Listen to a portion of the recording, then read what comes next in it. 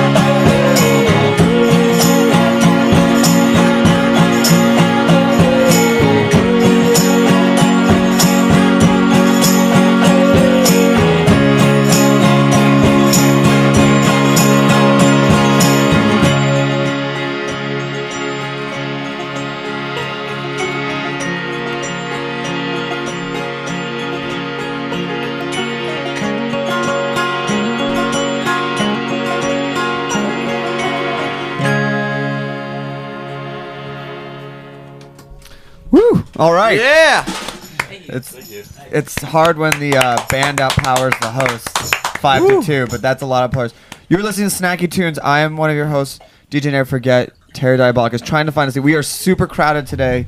Freelance Wales is here. Thank you guys for joining us. Thank you guys so much. And they're going to be around a whole show, playing some more live songs, DJing for us a little bit, and eating some Roberta's pizza. That's going to have to happen. So welcome to Snacky Tunes' second show of the year. It is really cramped in here. It's great. But it's great. We are excited. We had another good weekend. Speaking of Freelance Wales, they are on French Kiss Records, and we went to go see Passion Pit, who had 3 sold-out nights at Terminal 5. Just to give some type of reference point, a year ago we booked them to play at Glasslands in December, and then so it's really easy. Get a band, play Glasslands. 1 year later, three sold-out shows at Terminal 5. Right? Is that Paul? Am I right? Paul, that's about right. We have through the promotion of Fingers on the Pulse. Thank you. That's Yeah. all I wanted to hear. So, essentially, it's always will always be about us. Yeah, it's always this world. But Paul from French Kiss is here, who I've known for actually, you were one of the first friends I met in New York. I bet you didn't know that. I did not know that. Through Kara. That's true. That's true. That was a long time. That was a very long time Very long ago. time. We hung out in Jersey City a bunch, and I was like, "Why are the bars closing at 2 when there's a place right across the river that closes at 4?" And that's the extent of my Jersey City outrage. Anyway, Not Jersey City. No. All right. Do you still live there? I don't live there right now. I live in Manhattan now. When did you move? In April. all right. enough. April. Oh, okay. Anyway, I don't live listen, there. we are new member of the band. we are very, very excited because this week we are DJing for one of the people we love to DJ the most, and that's Roberta's, and they're having another fundraiser, and we are joined by one of the lovely owners. Yep. What? What's up? First annual Meatball Throwdown. Is that named after the dog? Yeah, of course.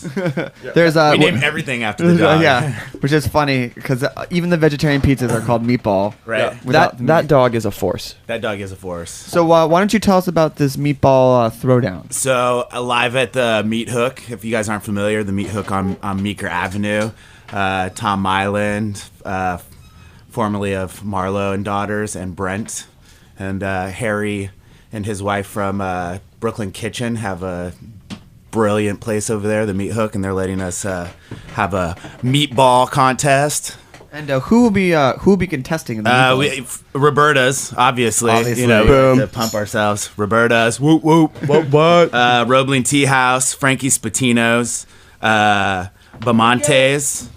It's gonna be, and the guys from the Meat Hook as well. Wait. Should be fun. Roebling Tea House? Roebling Tea House. Now, are you? Tea Room? Little Owl didn't get in there. Little Owl is like only known for their meatballs. Really? Well, Bummer. Next time. Bummer. But Next year, second annual. My question is now this might change the game, but is it all beef meatballs or is it like I don't know? I think we're allowing them to really come up with whatever they think is going to win this contest. We had venison meatballs last week and they were okay. Let's be honest. I mean, the blend of pork, veal, and chuck. That's what I'm talking about. That's- Yeah. That's really the classic, and probably will get most people's hearts. Yeah, because that's sort of like that. Now how- They figured it out a long time ago, and like it's great. Here's a duck meatball. That's fine, but you're gonna be like, oh, it's missing like the full flavor. Yeah, it's missing the pork and the veal, and But wait, you're giving away the trade secrets. Yeah. I'm sorry. I'm kind of curious.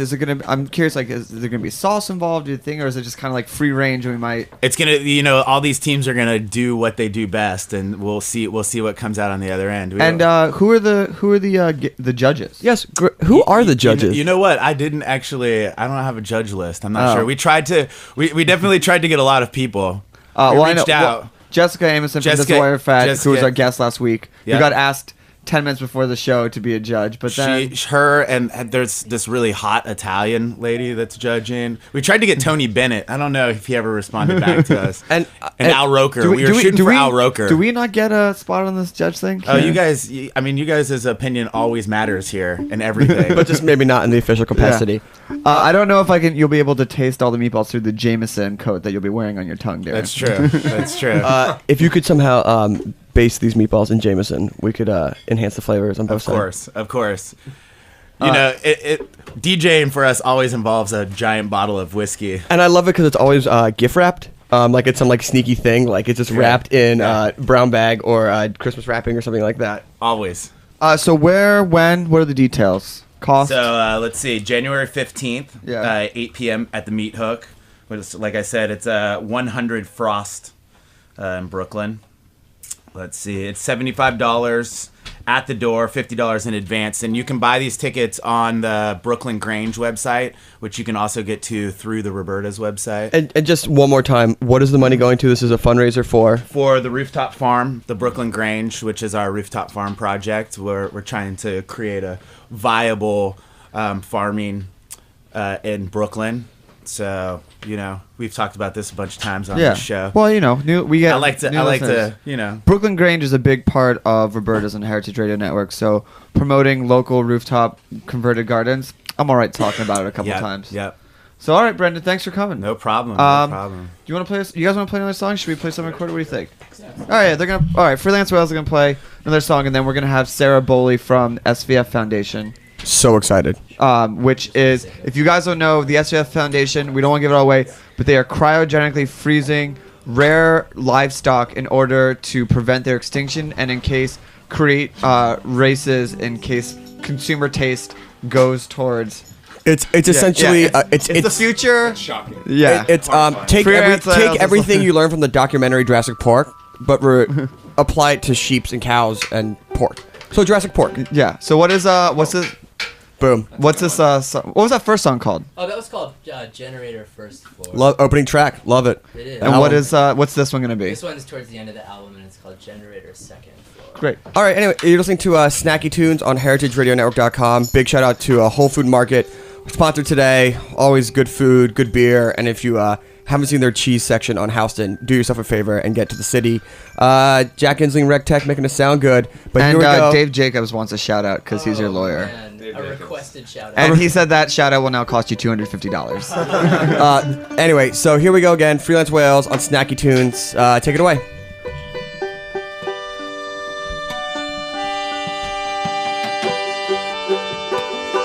This one is for David Jacobs.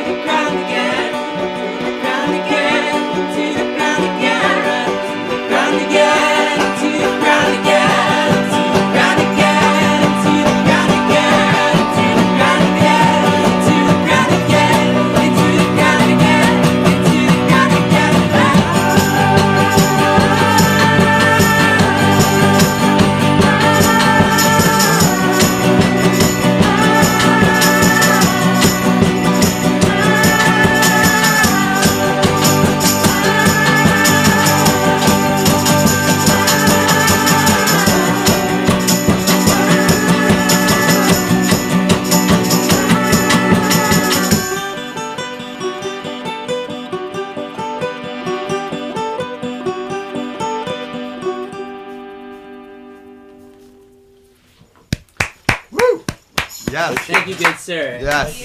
Freelance Whales on Snacky Tunes. We're your host, Finger on the Pulse. That was awesome. We will be interviewing the band and hearing more live tunes from them and some recorded songs, but I keep kind of want to make you play live because you're here and it's already set up.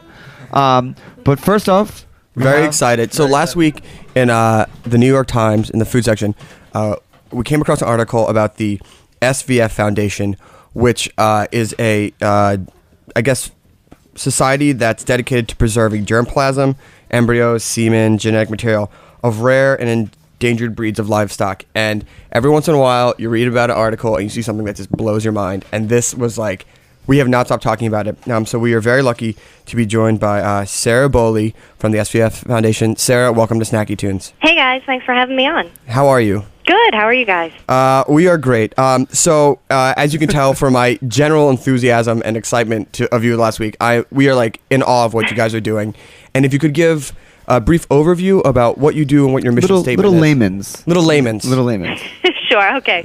Well, I'm glad you enjoyed the article. Basically, we are a nonprofit private foundation based here in Newport, Rhode Island, and we collect semen and embryos, which is collectively referred to as germplasm, and we work with endangered breeds of livestock, so mostly cattle, sheep, and goats. We work with breeders around the country. We bring their animals here to our facility in Newport, Rhode Island, collect the embryos and semen. They're here for about 12 to 18 months, and then they're placed back in breeding programs, and we keep all of the germplasm here, at our facility in liquid nitrogen.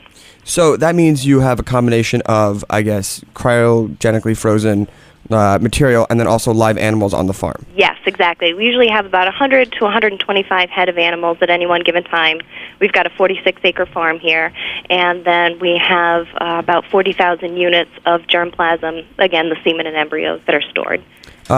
Now, before we get into the actual animals, let's start at the beginning. What is the, again, simple process of how you take the harvested eggs and semen and actually turn them into animals? Okay, so what we do is semen and embryo collection. So we actually don't collect eggs or ovum, but the animals are bred, and so when we collect the embryos, it's actually a fertilized egg. So it's at day 6 or 7 in gestation, and when we collect it, it's flushed through the uterus, it is frozen in liquid nitrogen, and it stays there theoretically forever.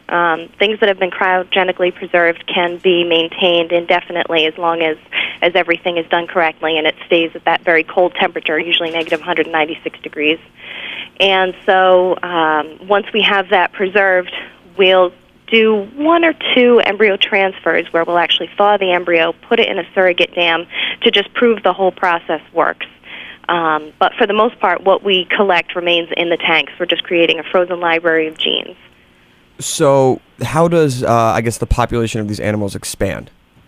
Well, what we're trying to do is support people out there that are working in sustainable agriculture, that are working to find niche markets for these breeds. So the on-the-hoof conservation is a big part of what we like to support. We work with various breeders who are actually breeding these animals today, getting them on the ground, trying to find a market, either selling their meat or their wool or their dairy products. But because these breeds are not as improved as traditional or commercialized breeds they're being lost. They're breeds that are dual-purpose, tri-purpose, and they just can't compete in the economy that we have created for all these industrialized breeds. So there's a bunch of people out there that are hanging on, that are trying to, keep them alive and on the hoof, as we like to say.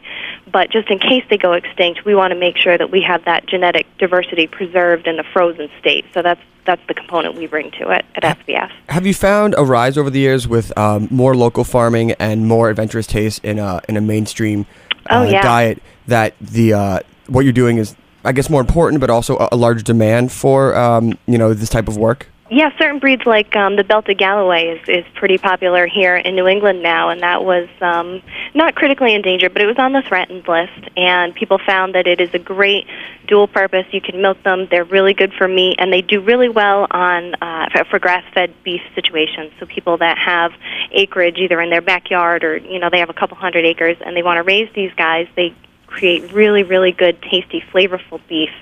And they found some interesting nutritional aspects to the grass-fed beef.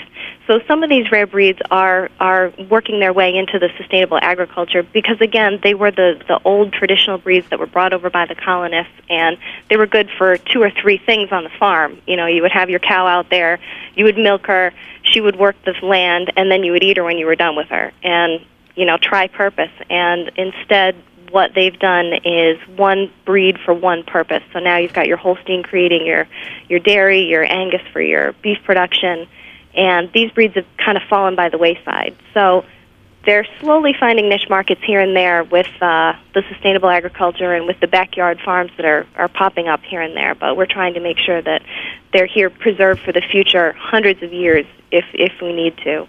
In case we want to reawaken a breed, we'll have it available. Let's talk about some of the breeds that you have now. I think your mascot is it Chip, the fainting goat? Yeah, isn't he handsome? He is a handsome devil. Now, does he actually faint? No. Okay. So he's a Tennessee fainting goat is what the breed is called. It's also the myotonic goat, and they have a condition called myotonia, and so they'll actually stiffen and fall over, but it's more a mock paralysis. They don't actually faint. They're conscious the whole time. Their Can't muscles imagine just how they got stiffen up. extinct, or they went to the wayside. Yeah, what a defense mechanism. Yeah, it wasn't a defense mechanism by any stretch of the imagination. But they became popular with people because of the double muscling that forms when this actual mock paralysis happens. It creates a really good meat buildup, muscle buildup in the tissue. And so they're actually known as Texas stiff-legged goats or wooden-legged goats, and they're a really, really good meat option for people that are looking for something that's not going to escape the backyard. And, yeah, Chip's our mascot. So, and you also, what other breeds you have? Pork and cow and things like that? Well, we're focusing on cattle, sheep, and goats right now. So for cows, we've got some ancient white parks, some Randall linebacks. We're actually starting to work with the piney woods, which are from down south, so we're going to see how they do in our New England weather here. We've got Cotswold sheep, some Santa Cruz sheep, Tunis. We're focused on about 20 different breeds that we want to really preserve, while we're in full steam here. And so we've got about 16 different breeds on site, right now. So worst case scenario, cattle population of America sort of decimated or by disease, something like that. How fast could you take what you guys have and make, restore the balance of the cattle population in America? Well, because we do so much work with embryos, what we like to say is we could reawaken a breed within one generation. So instead of just storing semen and having to do a breeding up program, we'd be able to reawaken full, purebred, whatever, breed we choose to reawaken. And so with our numbers, we'd be able to bring back about 50 live females to work with, and then we'd have about 3,000 straws of semen stocked up to use for outbreeding, purposes within the same breed. So starting from that small herd, it would take a very careful breeding up, and it depends on, why we would need to reawaken a certain breed. Everybody knows Holsteins are so inbred that if some mega superbug came in and wiped out all the Holsteins, we would be down millions and millions of animals. So it would take a lot of work to reestablish a population to replace all the Holsteins. It depends on the certain situation that you're looking at. But within one generation, we would have pure-blooded, rare breed animals back on the ground, ready to procreate and either sustain the megabug that's out there or fill a niche, market. If there was a certain flavor of meat or texture of milk out there that, people are looking for that has been lost, we would be able to bring that back as well. Awesome. Well, Sarah, thank you so much. This is really just an amazing thing that you are doing. Oh, I'm glad. And if we wanted more information or to actually visit the farm, where could we go? Our website, www.svffoundation.org, has a lot of information on it, and we are actually open one day a year to the public. So if anybody wants to come down this Saturday, June 12th, again, Saturday, June 12th, we're going to be open to the public. Because of biosecurity, we're closed most of the time, but we're open, free for people to come in and see our facilities that one day. Sarah, I'm sure you're going to be packed this coming summer. We are. Sarah, thank you so much, and thank you for being on Snacky Tunes. Oh, thank you. So we're going to have Freelance Oils play one live song, and then Terry's going to play us a set of music, and then we're going to come back, talk to the band about travels, digital releases, busking, and whatever else comes to mind. Once again, you're listening to Snacky Tunes. We're your host, Finger on the Pulse. Big shout out to the Dinner with the Band crew who are working at the Rising Tide Life. We love you guys. We'll be back shortly. Jack Inslee and RecTech, thank you. And big shout out to Whole Foods, who kind of showed that you can build your own dream and then turn it into a supermarket chain with really good, delicious food. What? It's true. That's what they did. Freelance. Here you go. Freelance Wales.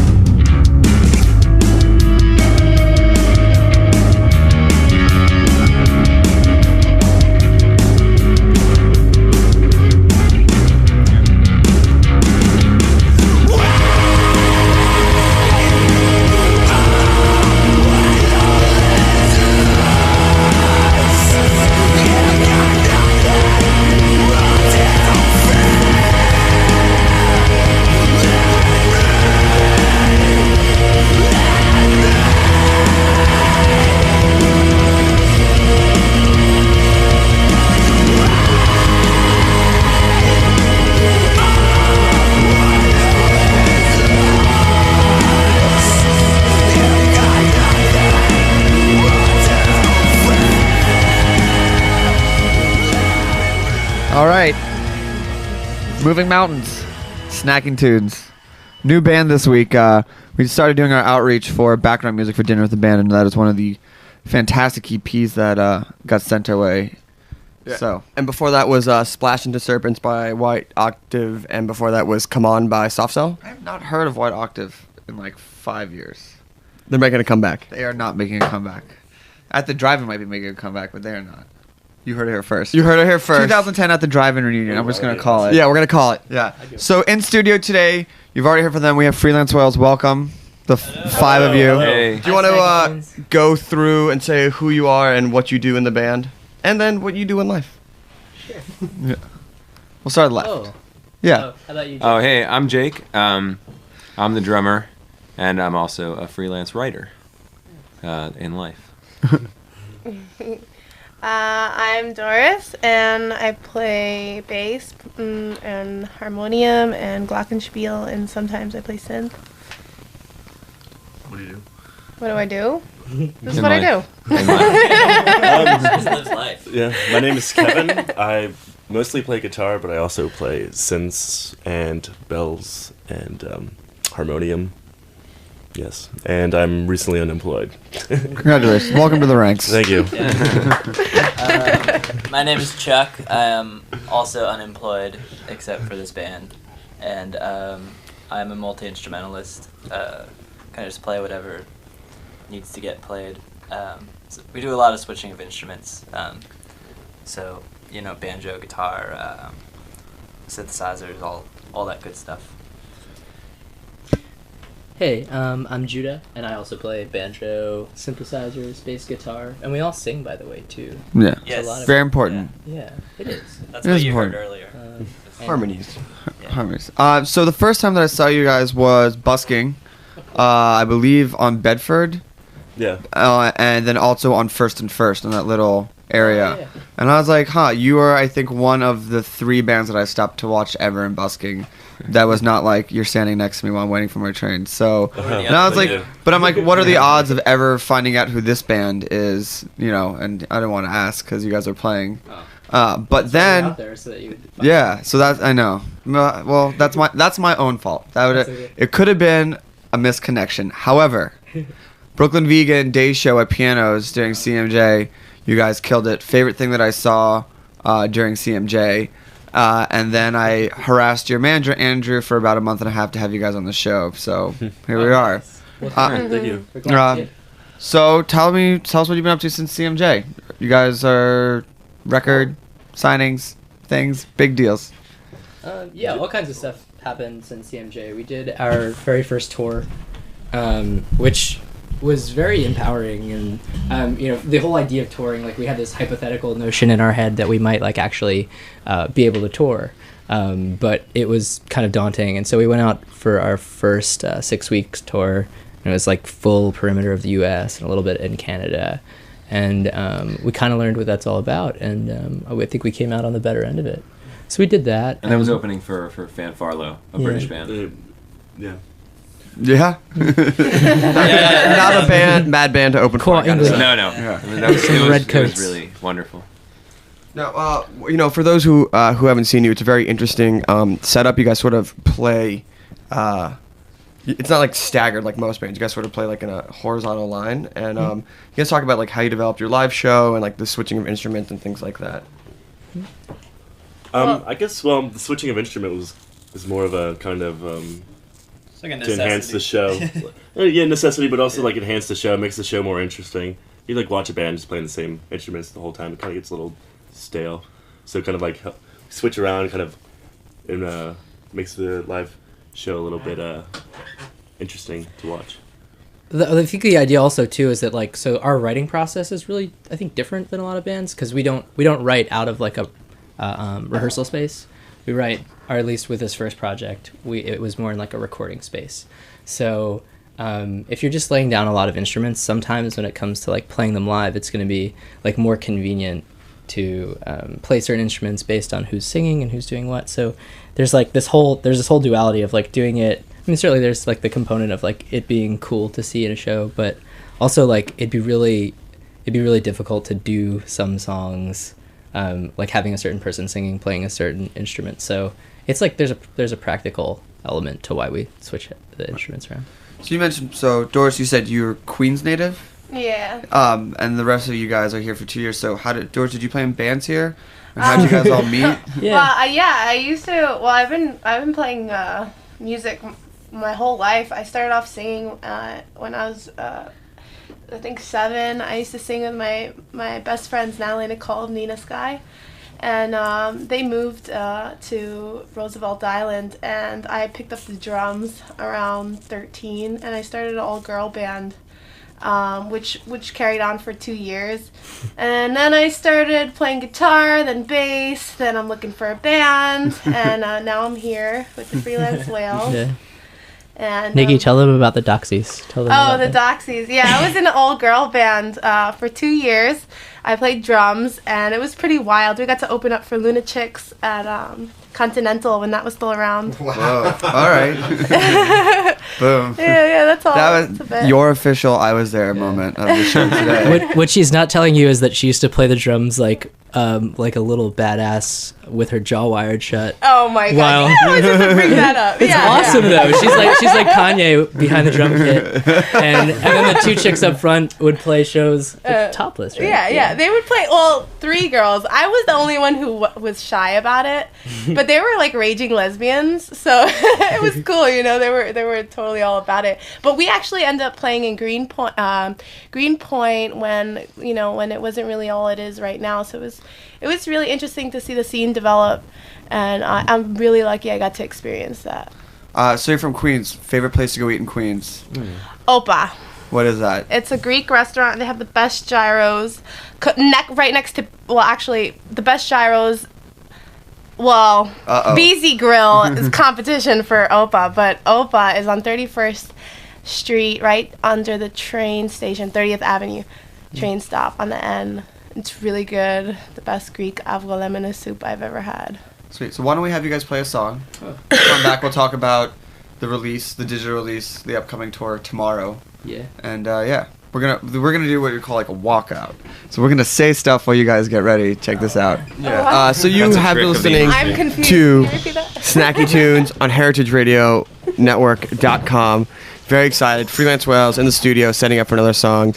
Big shout out to Roberta's meatball throwdown at the Meat Hook this Friday. And Jack Inslee and RecTech for helping us sound so awesome. And to Whole Food Market for taking up the reins and being our sponsor this week. If you haven't heard of Whole Foods, you are living on a rock, or you are very dedicated to the local bar movement. I'm Terry Diabolic. To the right of me is DJ Never Forget. And this is Freelance Whales live on Snacky Tunes. Take it away, guys. We're going to tune up really quick.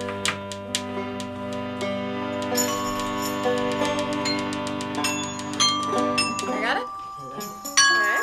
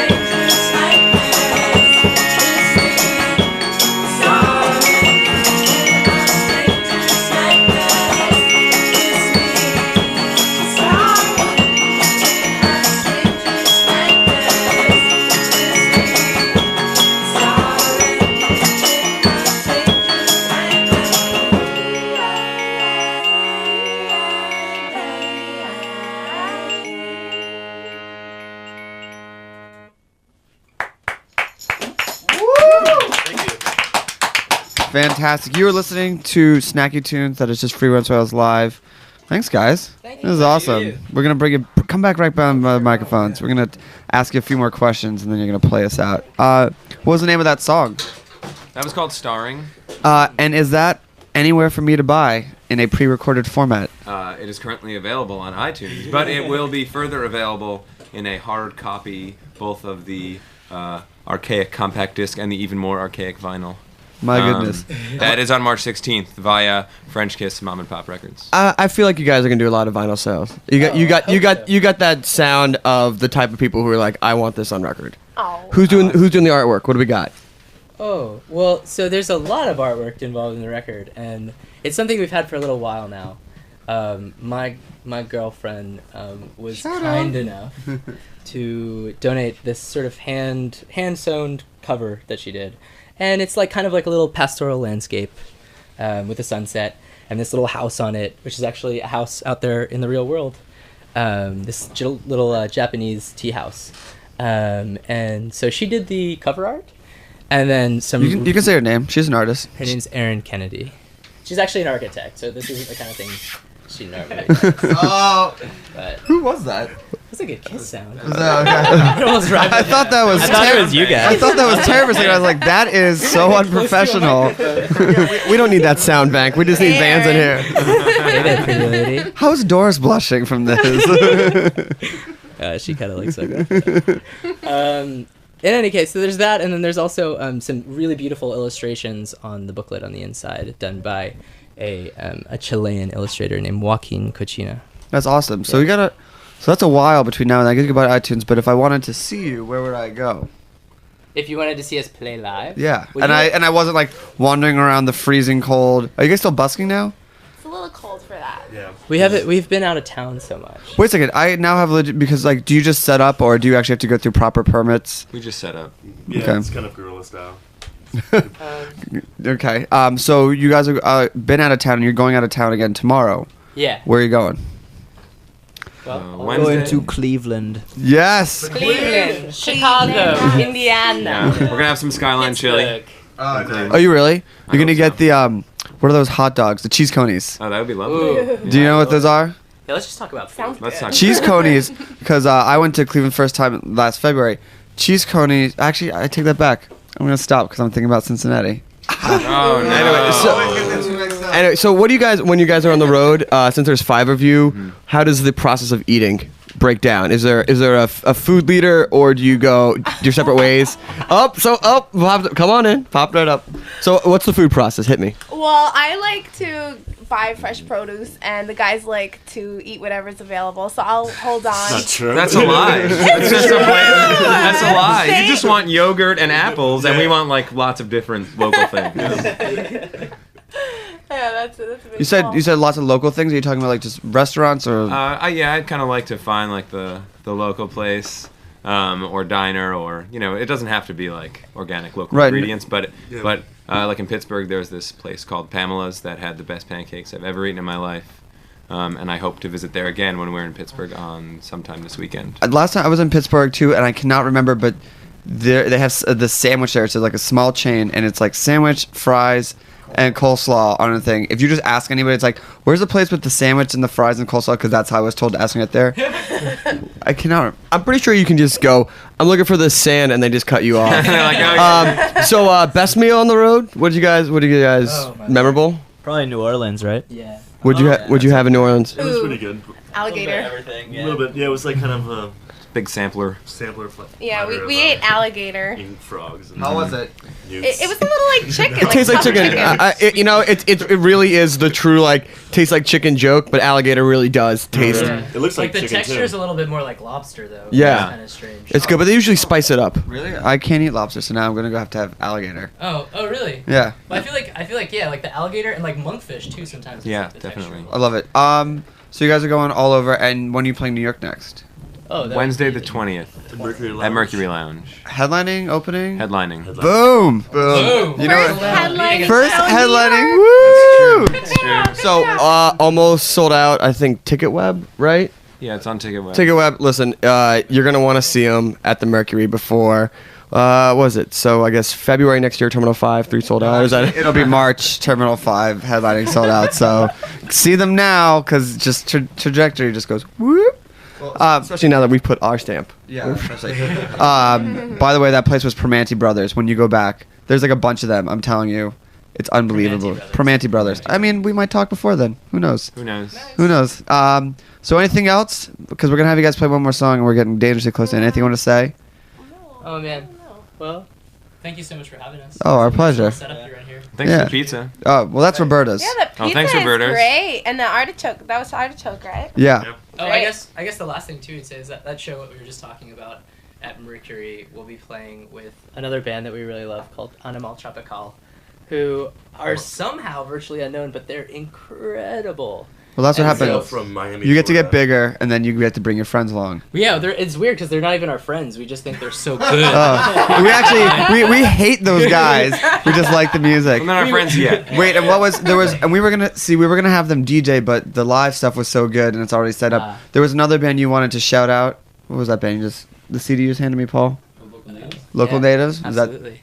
shout Hey, them local out? natives. They're Hey, incredible. local natives. Well, So give check a 'em French out. kiss with They're us. like new label mates of ours, and they have a really beautiful record called Gorilla Manor that's out in February? February 16th. Yeah. All right. So we're gonna have February you. 16th. So we're gonna have you guys set up for one more song. All of this will be available on our podcast, and you can stream this on Heritage Radio Network. And we'll probably rip the MP3s and work with Paul to just kind of get these out there too. How's that sound, Paul? We'll figure it out. We'll figure it out. We'll get these to you. This is great. I know. Oh, just say, if you like this, their live show is also different. So this is nice for all you fans of like the live acoustic stuff because it's recorded. And yeah, next week on the show we have Yacht doing a mixtape and I believe a call-in from outer space. What do you say? And we have food guest is always a mystery. The food world is oh, and also we will be talking next week a little bit more. We had mentioned it 2 weeks ago about D'Artagnan's 25th anniversary. We didn't get to it today, but we have the list of programming. All I gotta say is they have a $600 dinner with a combined of like 32 Michelin star chefs. It's something. It's something your stomach can dream of. Anyway, so you are listening to Snacky Tunes with Freelance Wales live in studio. You can pre-order their album on InSound right now. It's out in March. They're playing the Mercury Lounge on the 20th. It is awesome. Thank you to Whole Foods for sponsoring the show. Jack Inslee, RecTech, as always, making us sound good. We are Finger on the Pulse. This is Snacky Tune. Once again, Freelance Wales. Thanks for having us. What's the song called? Kilojoules.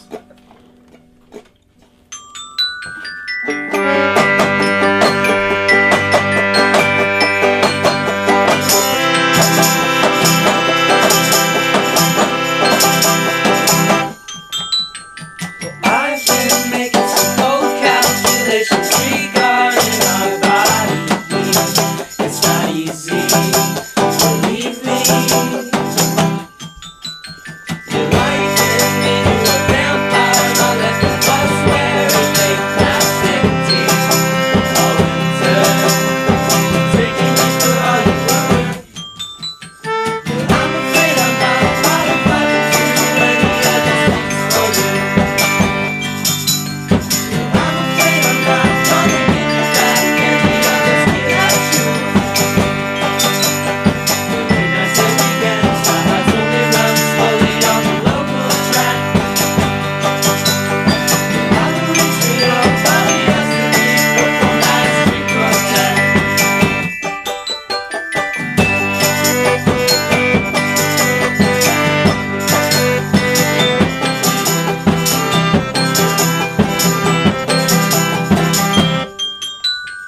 Shoot me one of those glances I need to interpret. I've been feeling well rested and healthy.